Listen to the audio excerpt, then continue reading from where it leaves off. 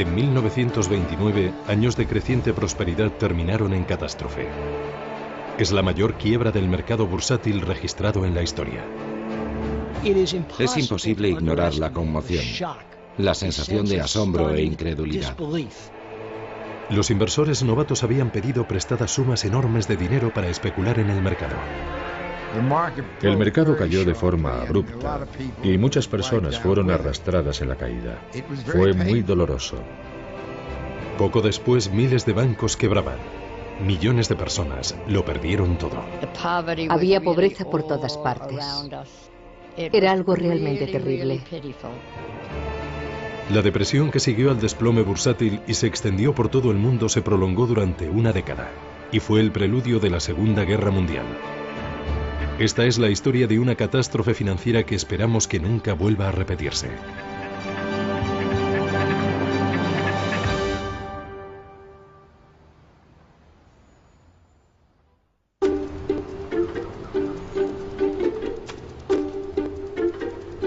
Miércoles 23 de octubre de 1929. Sin previo aviso, el precio de las acciones se derrumba en la bolsa de Nueva York. Los inversores están atónitos. En los últimos 5 años el mercado no ha dejado de subir. En solo una hora se venden la asombrosa cantidad de 2,5 millones de acciones. Al día siguiente continúa la caída en picado. El 24 de octubre, a medida que la gente llegaba a la bolsa, crecía la sensación de que tal vez algo hubiera cambiado. De repente no había compradores. Los inversores querían vender, pero no había compradores para sus acciones. Y los precios empezaron a caer. $2, $4, $10 por acción. Era terrorífico.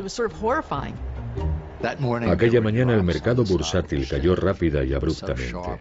De repente las acciones empezaron a bajar 10, 20 o 30 puntos de golpe.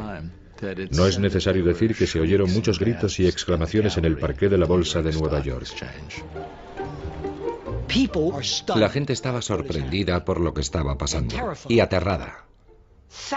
Miles de personas empezaron a congregarse delante de la sede de la bolsa. 10.000 personas ocupando la calle desde Broadway hasta el East River. La gente que quería saber qué estaba pasando iba allí. Una enorme muchedumbre se agolpaba en torno al edificio, alrededor de las estatuas y escaleras, esperando conseguir alguna noticia de las personas que salían de la bolsa.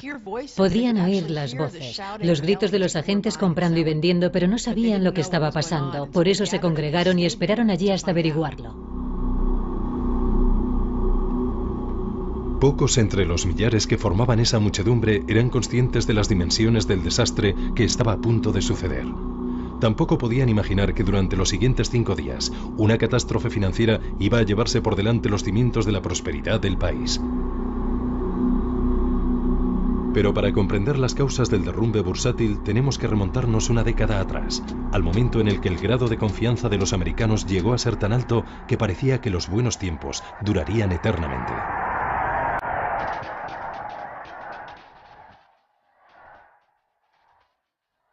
En 1919 Estados Unidos salía victorioso de la Primera Guerra Mundial.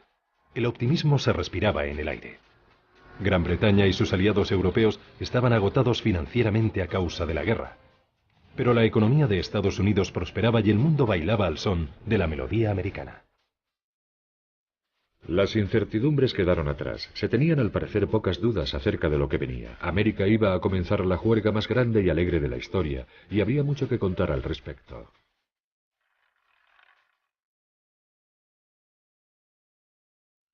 En los años 20, la vida cotidiana estaba cambiando. La electrificación transformó Estados Unidos. Las ciudades se conectaron a la red. Aparecían nuevas tecnologías, aviones, radios. Los artículos para el hogar que habían nacido como objetos de lujo se convirtieron en una necesidad. La industria del automóvil también prosperaba impulsada por los compradores que acudían en tropel a comprar los últimos modelos de Ford o Chrysler. Una era de prosperidad ilimitada parecía haber comenzado. Es el nacimiento de la cultura del consumo y del consumo de masas a una escala jamás vista antes. También aparece la compra a plazos para animar a la gente a adquirir artículos de consumo caros y que puedan comprarlos a crédito. Esta nueva forma de crédito al consumo fue otra de las innovaciones de los años 20. Por primera vez, la idea de compre ahora, pague después llega al gran público. Existe un cierto tipo de cultura del juego que se desarrolla paralelamente y que anima a consumir diciendo: creemos en la satisfacción inmediata. Preocúpese del presente, no se preocupe del futuro. Viva el momento. Era una ideología completamente nueva para una nueva era económica que se basaba en el derecho a ser ricos tan solo por haber nacido en Estados Unidos.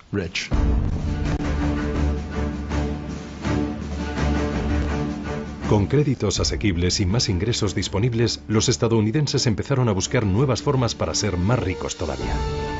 Desde la Primera Guerra Mundial, el gobierno americano había vendido bonos, conocidos como bonos Liberty. Era una forma para conseguir dinero prestado de los ciudadanos que a cambio recibían pagos en concepto de intereses sobre el valor de los bonos.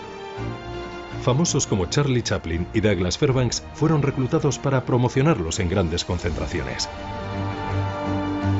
Los bonos Liberty consiguieron que muchos se convirtieran en inversores en valores por primera vez. Por primera vez en su vida recibían pagos cada 6 meses en concepto de intereses. Con los valores podían comerciar en los mercados y cada día veían en la prensa cuál era el precio de sus bonos. Los bonos Liberty crearon una cultura de la inversión. La mayoría de la gente nunca había comprado valores antes y la gente corriente se acostumbró así a comprar acciones. Pero había otro grupo de personas que pensó que podía aprovecharse de esta nueva cultura de la inversión. Los banqueros de Wall Street. Durante muchos años, Wall Street, el centro financiero de Estados Unidos, estuvo formado por un pequeño y elitista grupo de banqueros que hacían negocios entre ellos en una sociedad cerrada para el gran público. Pero un hombre vio una oportunidad que cambiaría el rostro del mundo de las finanzas. Charles Mitchell, presidente de National City Bank, vio un lucrativo vacío en el mercado. Mitchell observó que los inversores habían comprado muchos bonos de los gobiernos durante la Primera Guerra Mundial y pensó, ahora que existe un público inversor, lo que tenemos que hacer es comercializar otros productos, como bonos corporativos y acciones corrientes, y decir a la gente que son inversiones seguras. Mitchell era un auténtico vendedor con grandes ambiciones. Si la gente estaba dispuesta a comprar bonos para financiar al gobierno, seguramente también sentiría la tentación de comprar acciones y participaciones para financiar a compañías privadas que cotizaban en la Bolsa de Valores de Nueva York, consiguiendo así un beneficio en el proceso. Poco a poco, personas que jamás habían soñado con invertir en acciones empezaron a hacerlo, y las acciones perdieron gran parte de su estigma. Históricamente, las acciones siempre habían sido consideradas demasiado arriesgadas para la gente corriente.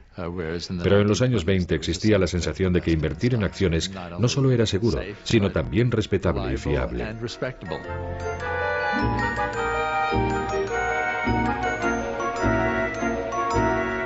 La idea tuvo éxito. Y para explotar este nuevo y lucrativo mercado, Mitchell abrió oficinas de corretaje por todo el país, donde la gente que tenía dinero pero carecía de los conocimientos para invertir en bolsa podía especular en el mercado de valores. La fiebre especuladora afectó a todo tipo de personas, no solo a los profesionales. La gente corriente empezó a invertir en un número sin precedentes en todo el país, no solo en Nueva York, en todas las ciudades, en pequeños pueblos. En todo Estados Unidos la gente estaba enamorada de la bolsa.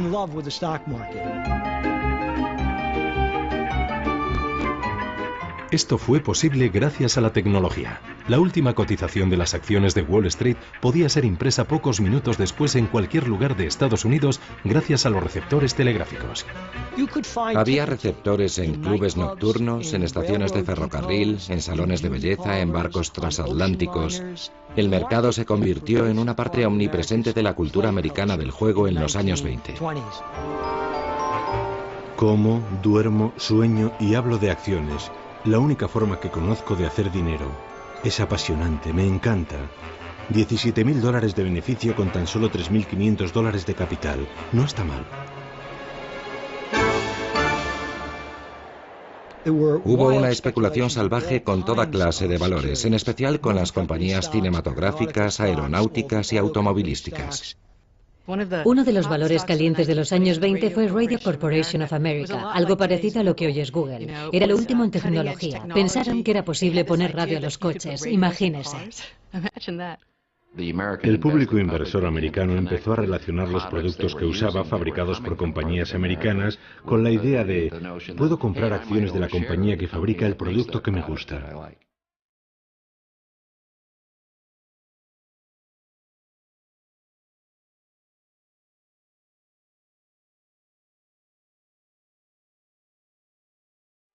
A mediados de los años 20, aproximadamente 3 millones de estadounidenses poseían acciones, y Wall Street cautivaba la imaginación del público. Con historias de fortunas ganadas de la noche a la mañana, la idea de un gran mercado alcista en el que parecía que las acciones solo podían subir se apoderó de todos. Todas las revistas populares, todos los periódicos, todas las emisoras de radio estaban encantadas por lo que estaba pasando en la bolsa. El público seguía fascinado con las inversiones de famosos como Charlie Chaplin y Groucho Marx y las acciones con las que especulaban. El joven cómico Groucho Marx invirtió todos sus ahorros en el mercado de valores y estaba tan satisfecho con sus ganancias en bolsa que convenció a sus hermanos para que invirtieran también. ¡Qué chollo! RCA ha subido 7 puntos desde esta mañana. Acabo de ganar $7.000.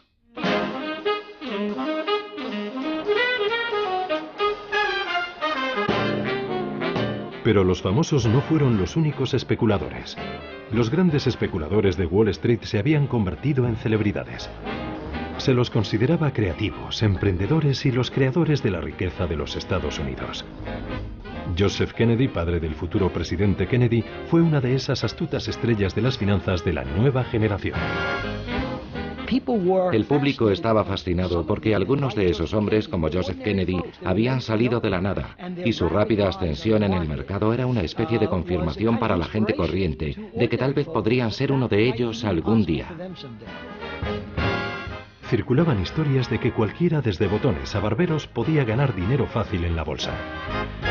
Un limpiabotas de Wall Street, Pat Bologna, fue uno de los que cayeron bajo el influjo de esas historias de mendigo a millonario. Todo el mundo iba a ganar una fortuna. Si vivías en Nueva York, el mercado de valores era el rey. Mi padre tenía probablemente 17 o 18 años. Todos los días lustraba los zapatos de los hombres más importantes de Estados Unidos, hombres como Joseph Kennedy, ejecutivos como Mitchell. Él hablaba con ellos y de alguna manera se convirtió en experto en temas como la Reserva Federal y cosas en las que jamás imaginarías que un limpiabotas pudiera ser experto. Pero él hablaba a diario con las mentes más brillantes de Wall Street y así fue como empezó a invertir en bolsa. La verdad sea dicha, yo aprendí a leer con las páginas de bolsa, porque eso es lo que mi padre hacía. Crecimos con la bolsa. Había bolsa para desayunar y bolsa para cenar cuando él volvía a casa. La bolsa era el mundo. Yo empecé en 1928, porque como muchos jóvenes, quería estar en el sitio en el que todo el mundo estaba ganando mucho dinero. Mi primer trabajo fue de chico de los recados en el parqué de la Bolsa de Valores. Solo tardé una semana o dos en darme cuenta de que la mayor parte del tiempo la gente es codiciosa.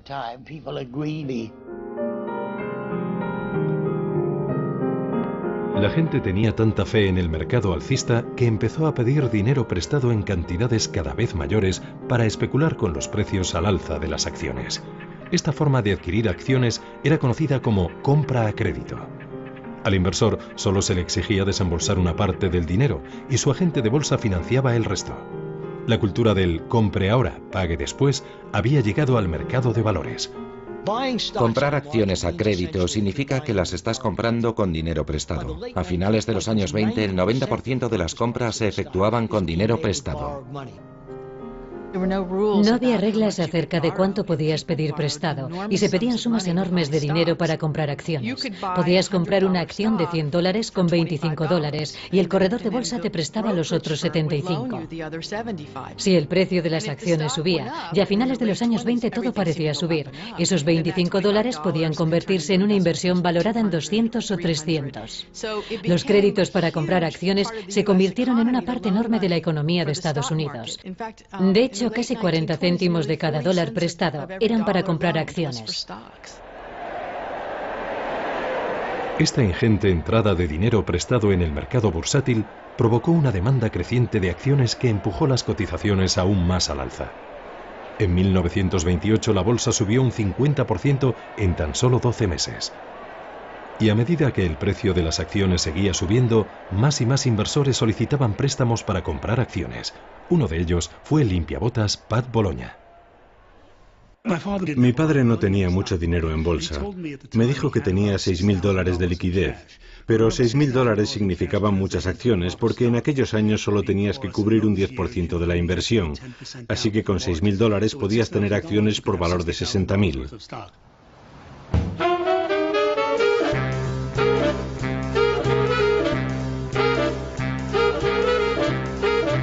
Wall Street estaba hambriento de nuevos clientes.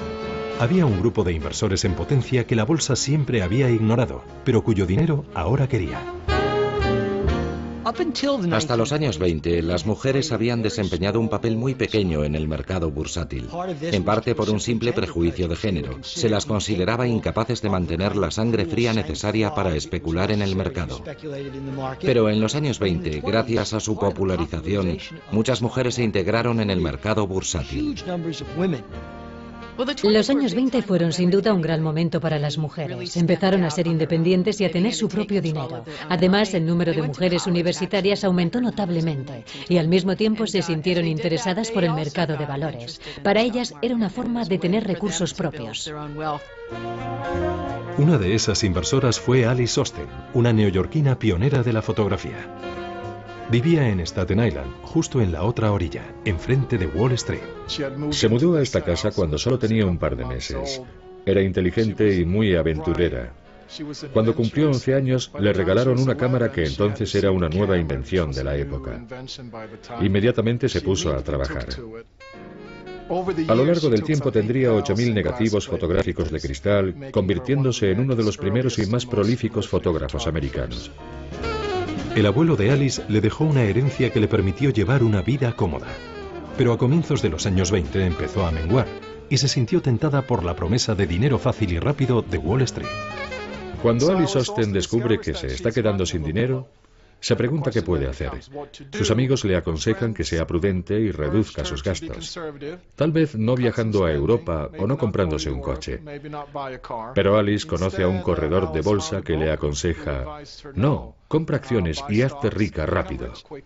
Además, puedes pedir un préstamo para comprar más acciones, comprarlas a crédito. Y Alice Osten pensó: vaya, me parece una buena idea.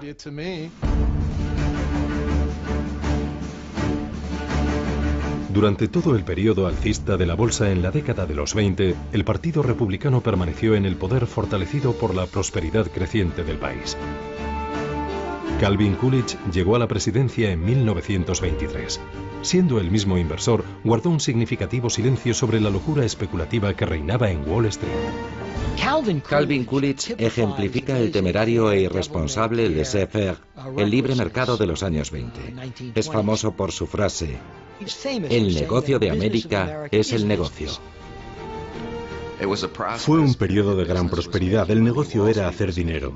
Creo que los políticos pensaban: bueno, todo va bien, la economía crece, el mercado se ocupa de todo bastante bien y el trabajo del gobierno es quitarse de en medio.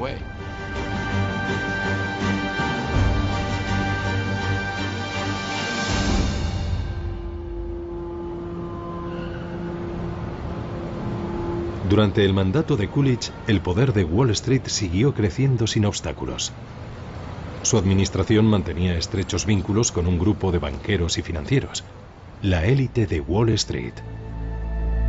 Su riqueza y contactos les procuraba una inmensa influencia sobre la política económica del gobierno.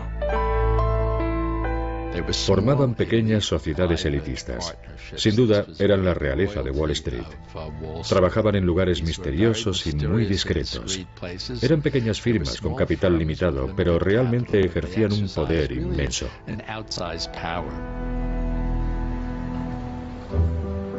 La más prestigiosa entre estas firmas elitistas era el banco JP Morgan. Estratégicamente situado justo enfrente de la bolsa de valores, desempeñaría un papel crucial en los acontecimientos que estaban por llegar. Como socio mayoritario de JP Morgan, Thomas Lamont era el hombre más poderoso de Wall Street. Su influencia llegaba más allá de Nueva York. Lamont y los otros socios de JP Morgan se entrevistaron frecuentemente con los sucesivos presidentes. El abuelo era un hombre muy ocupado. No tenía tiempo, como podían tener otros abuelos, para llevar a su nieto a un partido de béisbol o a pescar y cosas así. El estilo de vida del abuelo era muy elegante, de eso no hay duda. Tenía un yate, el Renard, de 20 metros. Era un yate muy bonito con el que a menudo navegaba río abajo desde su casa en Palisades, viajando por el río Hudson hasta Wall Street, desde donde caminaba hasta el banco. Bajo el liderazgo de Lamont, JP Morgan evita los peores excesos del mercado bursátil. Pero gracias a su estrecha relación con los políticos, la élite financiera consigue mantener la regulación gubernamental sobre Wall Street al mínimo. Los especuladores aficionados, paralizados por el valor creciente de sus inversiones, ignoraban por completo cómo funcionaba realmente Wall Street. Con la escasa supervisión del gobierno, el mercado era soberano y la información privilegiada, su ley. Había mucha manipulación en el mercado, era desenfrenada, no existía absolutamente ningún control. Y cuando Wall Street era muy pequeño e independiente, probablemente estuviera bien. Pero cuando personas como tú y como yo invierten el dinero ganado con su sudor, entonces sí importa. El mercado de valores de los años 20 no era ni justo ni democrático. Era un gran casino manipulado por especuladores profesionales.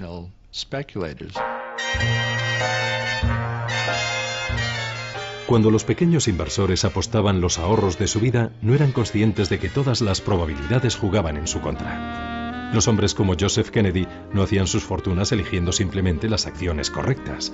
La verdad era que se aprovechaban de la ingenuidad de los crédulos recién llegados. Un puñado de especuladores se reunía y de forma coordinada empezaban a comprar lenta, pero implacablemente, una acción determinada. Calentaban a bombo y platillo determinada acción, hacían subir el precio comprándola ellos y la vendían recogiendo los beneficios y dejando al inversor medio con esas acciones y todas las pérdidas. Incluso algunas de las más importantes casas de inversión de Wall Street se dedicaban a este tipo de manipulación del mercado.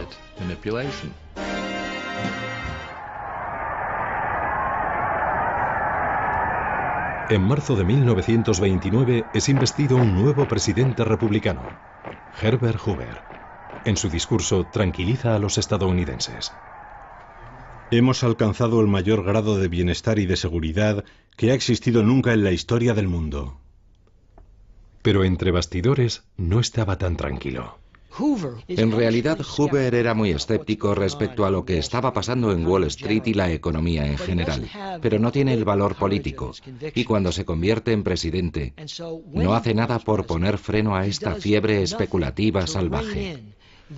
Y tampoco hace nada para que la Reserva Federal o el Tesoro controlen la especulación en el mercado de valores. En privado, Hoover hablaba de una orgía especulativa, pero como su predecesor Coolidge, no tenía ningún interés en regular el mercado. Pero Hoover no era el único que temía que la burbuja del mercado bursátil estuviera a punto de estallar. Pocos días después de su discurso de investidura, un destacado y muy respetado banquero, Paul Warburg, se distanciaba de las filas de la aristocracia de Wall Street, haciendo pública una sombría advertencia. Si permitimos que esta orgía de especulación desenfrenada llegue demasiado lejos, el colapso final provocará sin duda alguna una depresión económica general de todo el país. Mi bisabuelo hizo pública su advertencia en marzo de 1929. De hecho, usó la palabra depresión y le silenciaron. Creo que fue despreciado, como si solo fuera un aguafiestas. Bueno, no, todo va bien. Todo el mundo gana dinero y se divierte en la fiesta. Cuando el mercado es alcista, a la persona que dice, puede que esté sobrevalorado, será mejor que tengáis cuidado, le echan de la fiesta.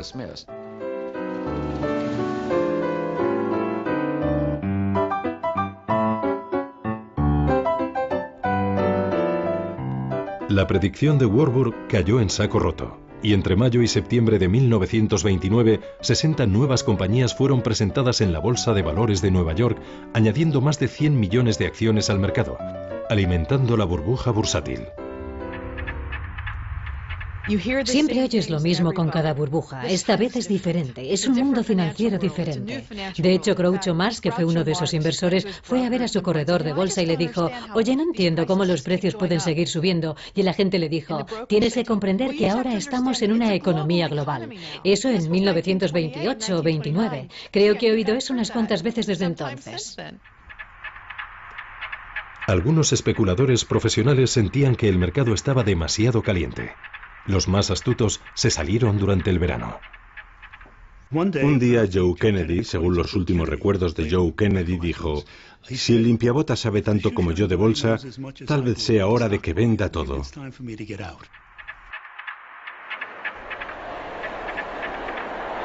En septiembre, el mercado era cada vez más volátil. A puerta cerrada, el presidente Hoover reconocía su creciente preocupación. Herbert Hoover siguió consultando a sus amigos de Wall Street, preguntándoles si debía preocuparse, y recibió un informe de Thomas Lamont, el principal accionista de JP Morgan & Company.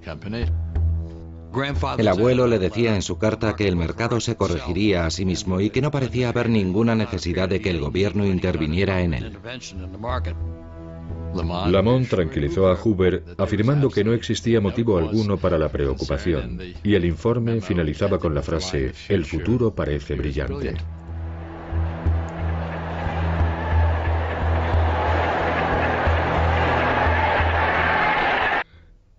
Cinco días después, la bolsa de valores se hundía.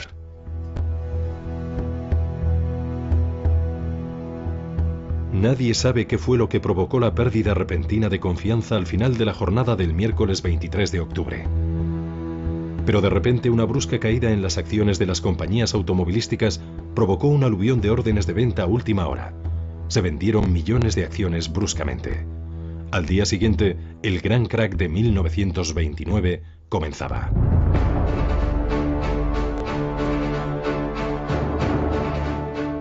El 24 de octubre de 1929, el Jueves Negro, es considerado el comienzo del crack. Las enormes caídas asustaron a mucha gente. Es imposible ignorar la conmoción, la sensación de asombro e incredulidad, el pánico de la gente, mientras el mercado caía y caía. Ansiosas de noticias, miles de personas se agolpan delante de la bolsa. La multitud permanecía allí apesadumbrada, mirando al frente fijamente. Acababan de perderlo todo. Las autoridades locales se alarmaron tanto por lo que estaba pasando que enviaron a 400 policías temiendo que se produjera una invasión de la bolsa al estilo de la toma de la Bastilla. Cuentan que había un extraño murmullo en el aire. Una especie de extraño e inquietante sonido, probablemente resultado de las voces de todas esas personas compartiendo su preocupación. La reacción popular fue: esto no puede estar pasando.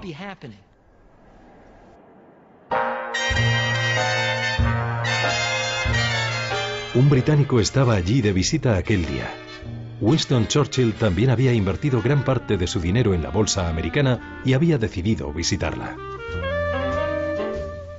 Casualmente me encontraba paseando por Wall Street en el peor momento del pánico, cuando un perfecto desconocido que me había reconocido me invitó a entrar en la galería de visitantes de la bolsa.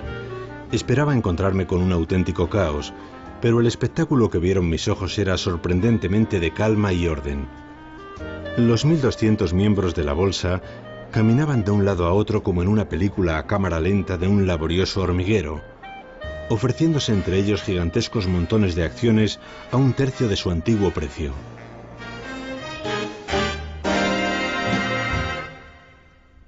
Churchill perdería una fortuna en el crack de aquel día.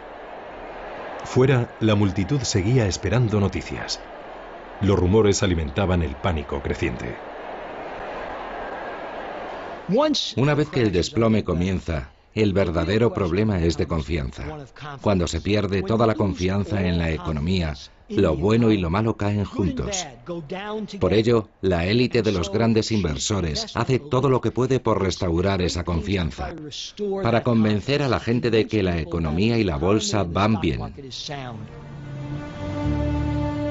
Los banqueros sabían que tenían que hacer algo para evitar el colapso total de las finanzas.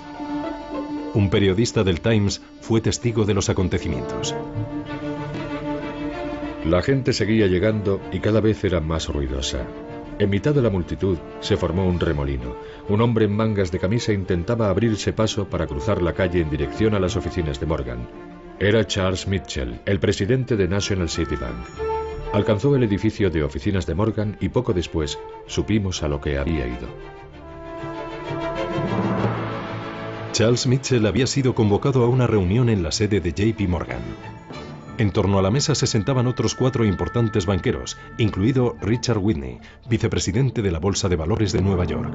Eran algunos de los hombres de negocios más ricos de Estados Unidos. El valor de sus activos personales sumados ascendía a $6.000 millones.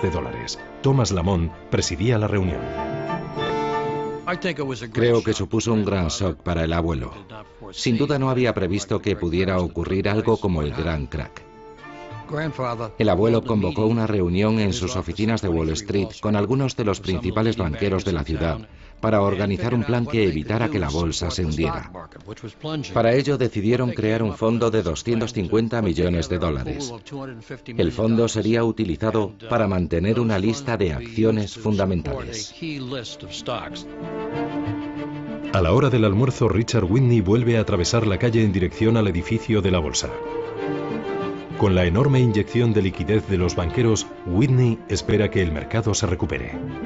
Whitney se dirigió al mostrador donde se vendían las acciones de US Steel y compró 25.000 acciones a un precio muy superior al que se estaban vendiendo. Y después se dirigió hasta los vendedores de otros grandes valores e hizo compras similares. La idea era restaurar la confianza de todos los inversores en el mercado. Otros grandes titanes de las finanzas de aquella época, incluido John D. Rockefeller, hicieron compras similares con la esperanza de que este acto simbólico invirtiera la tendencia. Y funcionó. Era tal el mágico poder del apellido Whitney y del apellido Morgan que súbitamente la bolsa se dio la vuelta y empezó a subir. La noticia de la reunión ya se había filtrado y los periodistas buscaban desesperadamente información. El abuelo recibió a un grupo de periodistas que se habían reunido en Wall Street delante de sus oficinas. Su estilo era siempre mantener la calma y no decir nunca nada que pudiera provocar, que pudiera minar la confianza del público en el mercado bursátil. El canoso señor Lamont nos recibió con una actitud tranquilizadora. Era como el hombre que sale al escenario de un teatro en llamas a pedir al público que mantenga la calma diciendo que no hay motivos para la alarma. Se han producido algunas ventas guiadas por el pánico en la bolsa y hemos mantenido una reunión para tratar la situación. Hemos llegado a la conclusión de que no hay firmas en dificultades y que los márgenes se mantienen satisfactoriamente. El abuelo y muchos otros sentían que lo peor había pasado, pero estaban muy equivocados.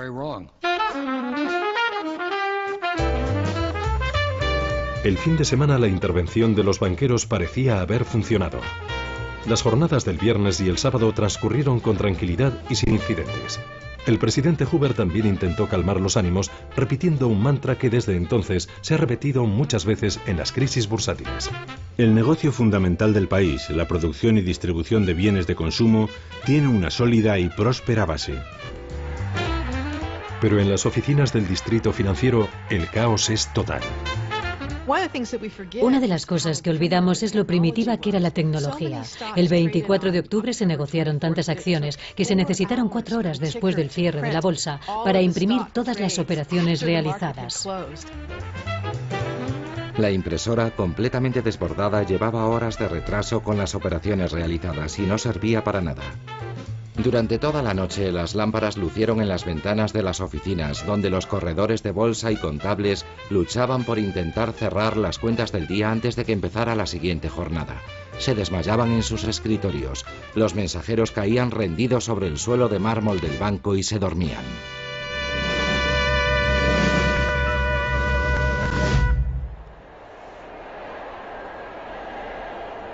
El lunes, agotadas las cintas de las impresoras, los aterrados inversores, desesperados por conocer los últimos precios de las acciones, colapsan las líneas telefónicas entre Nueva York y otras grandes ciudades. Por primera vez, muchos especuladores descubrían el lado negativo del crédito fácil y de la compra a crédito. Un porcentaje significativo de los inversores que compraban acciones en los años 20 lo hacían con dinero prestado. Y por supuesto, lo maravilloso de comprar acciones con dinero prestado es que las ganancias se aceleran y multiplican de una forma tremenda cuando el mercado es alcista. Pero cuando el mercado baja, el mecanismo funciona a la inversa y las pérdidas también se multiplican. Los inversores que solicitaron crédito para comprar acciones ahora tenían que aportar más avales y eso no había pasado mientras el mercado subía. Solo habían invertido $25 por una acción valorada en 100, pero ahora la acción había caído y la sociedad de corretaje bursátil que había hecho esos préstamos empezó a preocuparse de que no se pagaran. Quienes compraron acciones a crédito recibieron llamadas pidiéndoles más dinero o si no sus acciones serían vendidas. Su cuenta necesita $600. En caso de que no recibamos dicha cantidad antes de la 1 del mediodía del martes, todas las acciones de su cuenta serán vendidas. Considérese avisado a tal efecto. Y eso era algo muy complicado. Algunas personas no tenían liquidez que aportar o necesitaban tiempo para hacerlo, pero los corredores estaban tan nerviosos que no podían esperar. Y el lunes la bolsa comenzó a caer a una velocidad aún mayor de la que había caído el jueves. De hecho, se convertiría en una de las peores sesiones de la historia del mercado bursátil estadounidense.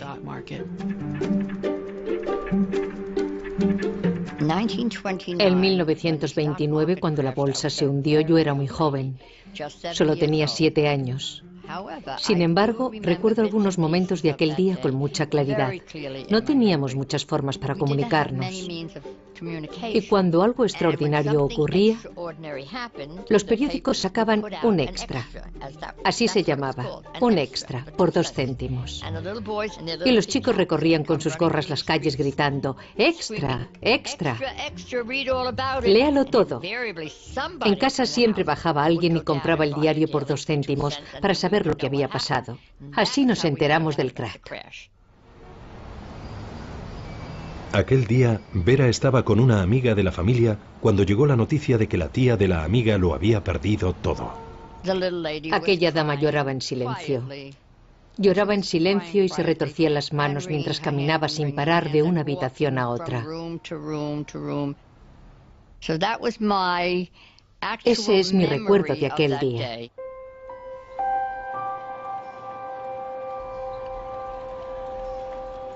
En la mañana del martes, algunos de los nombres más famosos entre las empresas nacionales ven cómo sus precios caen en picado. US Steel, Radio, General Motors, acciones que habían sido el símbolo de los años de prosperidad. El martes, las oleadas de órdenes de venta no dejaban de llegar. Esta vez, las ventas fueron tan fuertes e implacables que no hubo reunión a la hora del almuerzo en JP Morgan.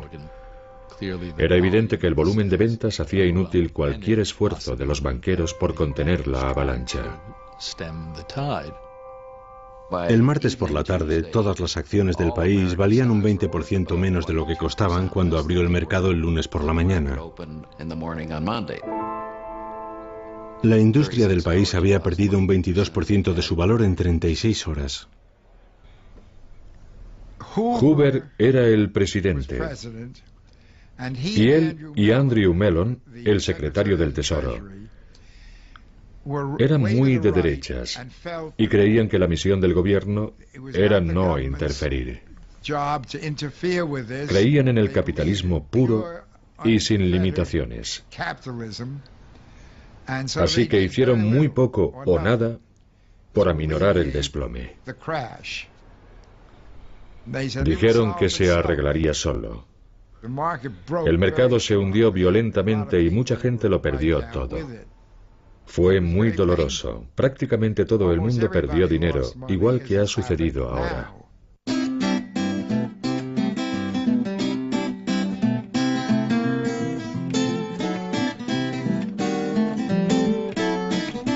Se calcula que al término de aquellas 5 sesiones de bolsa, 25.000 millones de dólares del patrimonio de los ciudadanos habían desaparecido sin más.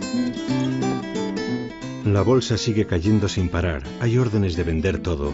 Calculo que con suerte me quedarán unos $500.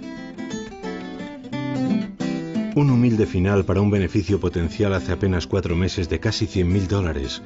Por lo menos, me repito a mí mismo, lo he perdido todo en el mayor momento de pánico de la historia. Tuve mucha suerte. Nunca perdí mi trabajo. Me bajaron el sueldo. Afortunadamente, mis jefes eran gente rica. Y cuando me lo dijeron, me preguntaron, ¿por qué sonríes? Les dije, creía que ibais a despedirme. Aquellos que pudieron permitírselo, aceptaron las pérdidas con humor negro. Soy una de las ovejitas esquiladas por Wall Street. Cuando era una niña, un mecenas me dejó $1 millón para mi educación musical. Pero a mí me pareció que no podía vivir con las rentas de $1 millón. Así que pedí a todos mis amigos ricos consejos para invertir en bolsa. Ellos me los dieron y perdí mi $1 millón. Ahora lo único que me queda es mi abrigo de chinchilla. A partir de ahora mis manos no volverán a tocar la bolsa. Solo las teclas del piano. Pero si sois tan afortunados de tener $1 millón, conservadlo. Y no juguéis en bolsa. Otro artista que apostó y perdió fue Groucho Marx. Sus temerarias inversiones le costaron todo lo que había ganado. El destino de Alice Osten, la fotógrafa de Staten Island, fue como el de aquellos que se sintieron atraídos por la bolsa, ignorando los riesgos. Básicamente lo perdió todo. En el año 29 y en el 30 sus inversiones desaparecieron. Fue un auténtico shock para Alice Osten. Pienso que ella, como mucha gente, no se lo creía. No podía creérselo. Pensaba que el mercado se recuperaría, que lo único que tenía que hacer era esperar un poco. Y siguió viviendo como si fuera rica. Alice hipotecó su casa, pero no para pagar las facturas, sino porque una vez más quería hacer un lujoso viaje a Europa. Mi padre lo perdió todo. Lo había perdido todo, pero tenía 22 años, así que se lo tomó magnánimamente. Bueno, cuando tienes 22 años no es tan dramático. La gente que le rodeaba eran personas de 50 y 60 años que perdieron los ahorros de toda la vida y que estaban aterrorizadas. No todo el mundo pudo soportar las pérdidas. Aunque se ha exagerado el número de suicidios, a algunos les pareció la única salida. Todos hemos leído historias acerca de Wall Street, de personas que abrían las ventanas de sus despachos y saltaban. Ocurrió en realidad, no es una leyenda urbana, la gente se suicidaba. Personas que habían trabajado 30 y 40 años en Wall Street, que habían amasado fortunas y que en pocos días lo habían perdido todo. Siento no haber podido devolver los 2 libros antes, pero dada la situación actual en el distrito financiero, el trabajo me lo ha impedido. Ayer una mujer saltó desde el tejado de nuestro edificio, 44 pisos, justo delante de nuestra ventana. Vi su cuerpo tirado en la calle y la visión fue tan terrible que me sentí enfermar.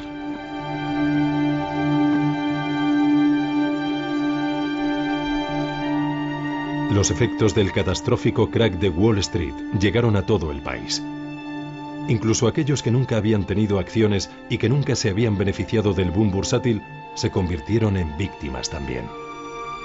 El desplome de la bolsa minó la fe de los estadounidenses en su frágil sistema bancario, formado por miles de pequeños bancos locales que carecían del tamaño o la reputación necesaria para convencer a los clientes de que su dinero estaba a salvo. El hundimiento de la confianza en la economía provocó un efecto dominó. En 1931, quebraron más de 2.000 bancos.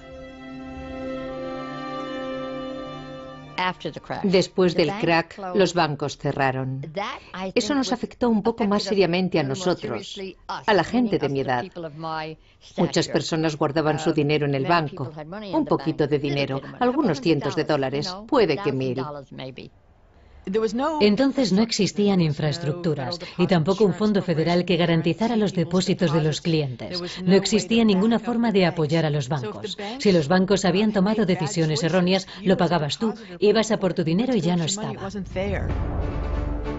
La gente oía que el banco de la esquina no era bueno y se preocupaba por su propio banco, así que iba corriendo a retirar el dinero de su banco. Se creó un terrible círculo vicioso. Durante los siguientes 2 años cerraron 3.000 bancos. El sistema bancario en su totalidad parecía no solo frágil, sino inservible. Después de aquello, la gente empezó a desconfiar de los bancos y a guardar los ahorros debajo del colchón.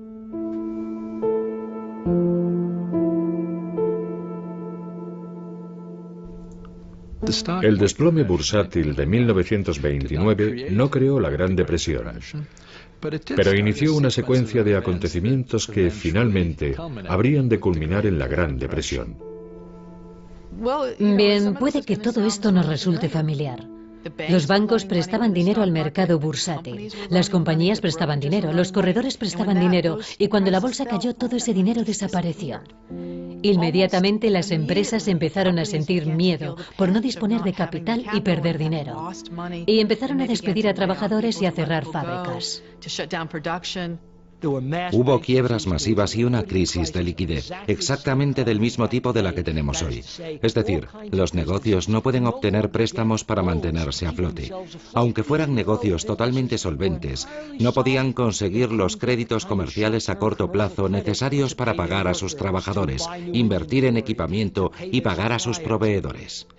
Así que empezaron a quebrar y en el proceso de quiebra despedían a la gente y como consecuencia el consumo cayó. Y eso fue lo que provocó un daño traumático a toda la sociedad, tan traumático que solo es comparable a la guerra civil, en la memoria de este país, como el momento más trágico de la historia de Estados Unidos. Mi padre tenía una modesta empresa de seguros. Una noche, durante la cena, dijo que tenía que despedir a un empleado. Y yo, caballerosamente, dije, bueno, seguro que encuentra otro trabajo, ¿verdad? Y mi padre me dijo, no, es un hombre mayor y poco capaz. No creo que pueda. Y en ese momento, mi padre se echó a llorar. Era la primera vez que veía llorar a mi padre.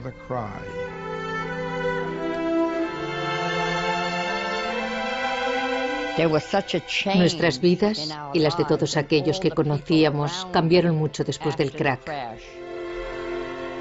Los padres de muchas de mis amigas perdieron sus trabajos. Y como no podían pagar el alquiler, fueron desahuciados. Había pobreza por todas partes. Los hombres no tenían ropa, iban harapientos, andrajosos, se envolvían los pies con periódicos y cartones, como zapatos improvisados para caminar por la calle.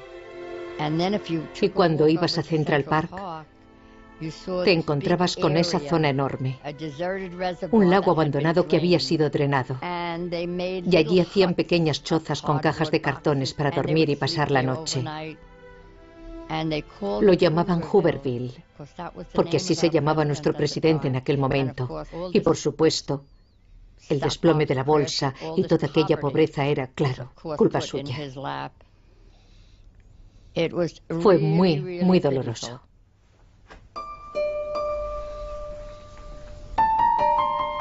Como muchos otros, la fotógrafa Alice Osten luchó por seguir pagando los plazos de la hipoteca cuando llegó la Gran Depresión. En pocos años de depresión, Alice Osten se quedó sin dinero. No le quedaba nada. Y perdió su casa. La llevaron a un hospicio sacado de una novela de Dickens, donde sobrevivió un par de años.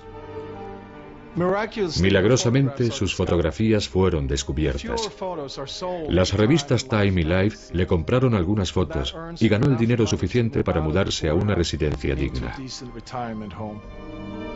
En cierta forma, sus fotografías acudieron en su auxilio. La salvaron de la pobreza y le permitieron vivir dignamente 1 o 2 años. Paul Warburg, quien con tanta precisión había pronosticado el desplome bursátil y la depresión, salvó del desastre al banco que dirigía saliéndose de la bolsa a tiempo. Pero eso no supuso ningún consuelo para él. Probablemente mi bisabuelo nunca recuperó su equilibrio personal después del crack. Le llamaron la Cassandra de Wall Street. Creo que le resultaba muy doloroso. Todos recordamos que Cassandra no solo pudo ver el futuro, también fue condenada a ser ignorada.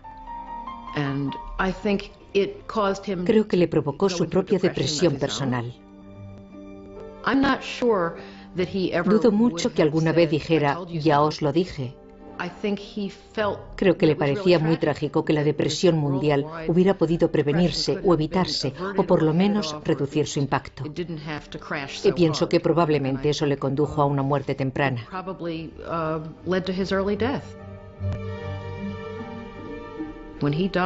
Murió el último año de la presidencia de Hoover, cuando no se veía el final.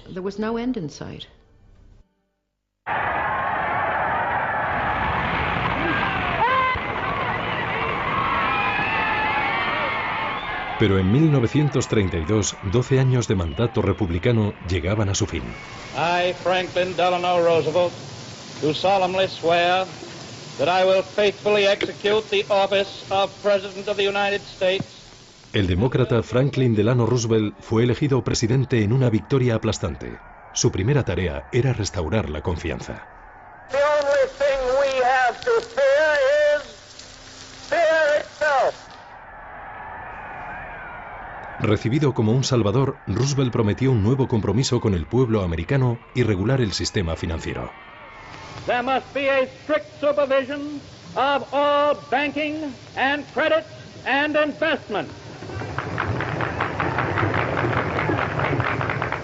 There must be an end to speculation with other people's money. El nuevo presidente actuó rápidamente. Garantizó los depósitos bancarios e introdujo leyes que obligaban a los banqueros a trabajar bajo la supervisión estricta del gobierno.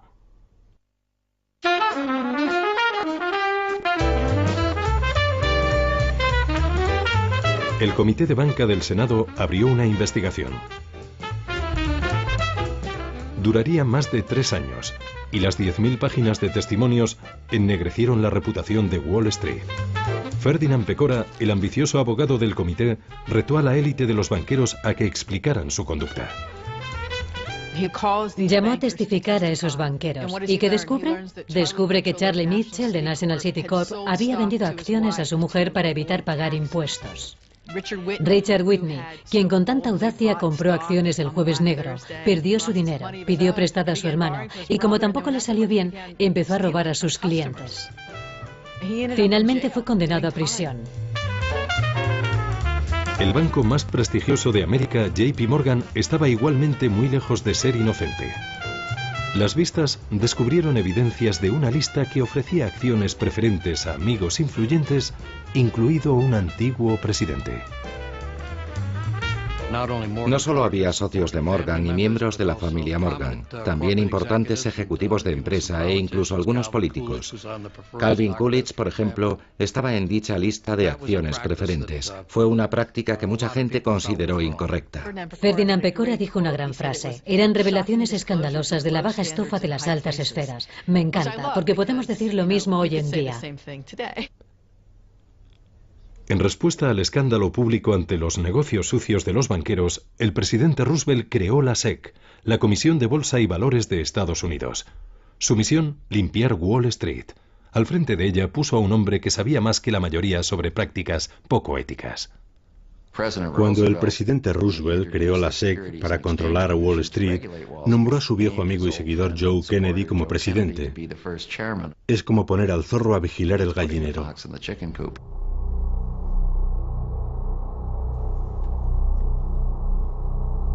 Aunque Roosevelt restauró la confianza en el sistema financiero, la Gran Depresión duraría hasta el estallido de la Segunda Guerra Mundial. Entonces, como ahora, la economía globalizada hizo que tanto el crack como la subsiguiente depresión se extendieran por todo el mundo. En Gran Bretaña, el sector industrial se hundió y millones de personas perdieron sus trabajos. En Alemania, que seguía sin recuperarse de su derrota en la Primera Guerra Mundial, el impacto fue aún mayor. Durante la Gran Depresión, muchos perdieron los ahorros de toda la vida, y eso provocó en muchos países el deseo de un gobierno autoritario que les salvara, que rescatara la economía. Sin duda, el crack y la posterior depresión fortalecieron a los movimientos anticapitalistas. Los comunistas gobernaban en Rusia y los movimientos fascistas estaban en auge. Mussolini ya había llegado al poder en Italia y la base política de Hitler seguía creciendo en Alemania. El crack de Wall Street y la depresión en el libre mercado capitalista al estilo americano solo sirvió para fortalecer a aquellos que afirmaban que existía una fórmula mejor. Mientras el comunismo y el fascismo prosperaban, muchas naciones levantaron barreras impidiendo el libre comercio y cerrando sus fronteras en un intento por salvar sus economías. El nacionalismo económico condujo a las guerras comerciales y más tarde a la Guerra Mundial. 80 años después, aquellos que recuerdan la burbuja de los años 20 y el desplome bursátil posterior tienen la sensación de que ya han visto todo esto antes. Creo que no hemos aprendido nada de lo que pasó. He descubierto que el hombre tiene muy poca memoria. Siempre hace operaciones sin considerar los riesgos a la baja. Tenemos muchos créditos baratos, igual que en los años 20. Ahora existen créditos baratos y la gente ha especulado con la vivienda y la burbuja inmobiliaria ha estallado. El consumidor americano está de deudas hasta las cejas y no puede mantener esa deuda. La crisis de las hipotecas subprime es un síntoma evidente de eso. En los años 80 y 90 renació la fe en el libre mercado. Y cuando el optimismo volvió, muchas de las regulaciones introducidas por Roosevelt parecían pasadas de moda y fueron olvidadas lentamente. Una vez más, un mercado poco regulado permitió que la especulación creciera sin control. Ahora estamos cosechando los frutos de aquella liberalización y en ese sentido estamos en la misma situación que en 1929, cuando el gobierno cerró los ojos ante lo que pasaba en el mundo financiero. Lo que espero y pienso es que el gobierno ha aprendido la lección y está intentando tomar medidas más activas y mucho más agresivas que las que se tomaron en los años 30 para intentar reducir los daños y el deterioro económico. La esperanza es que esas medidas funcionen. Pero la lección del crack de 1929 es que la historia se repite y que la locura y la codicia humanas son fuerzas mucho más poderosas en el mundo de los negocios que la razón y la moderación.